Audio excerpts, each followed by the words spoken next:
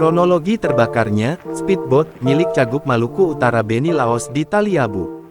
Kebakaran speedboat milik calon gubernur Maluku Utara Beni Laos terjadi di Kota Bobong, Kabupaten Pulau Taliabu, Maluku Utara pada Sabtu tanggal 12 Oktober tahun 2024.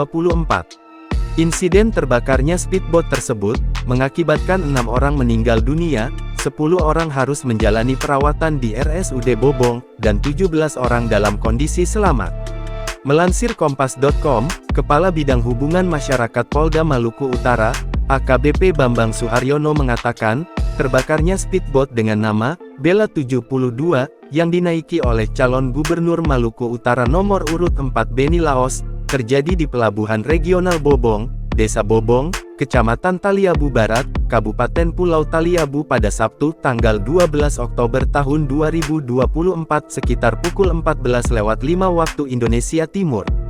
Bambang menjelaskan bahwa speedboat yang dinaiki oleh calon gubernur Maluku Utara nomor urut 4, Beni Laos tersebut awalnya berlabuh di Pelabuhan Regional Bobong dan akan bertolak ke Desa Losen, Kecamatan Taliabu Timur Selatan yang saat itu sedang melakukan pengisian BBM, dalam keterangan tertulis, Sabtu tanggal 12 Oktober tahun 2024.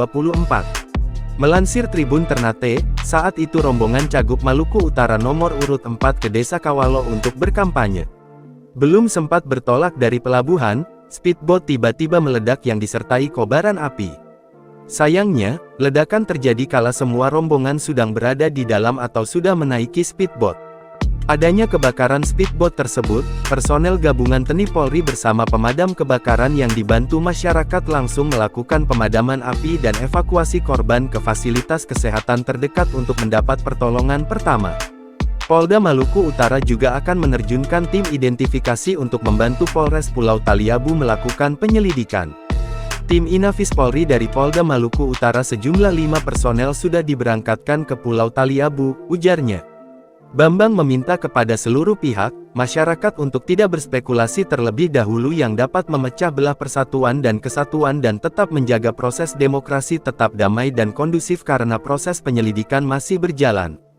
Kami turut prihatin dan mengucapkan bela sungkawa atas terjadinya insiden ini.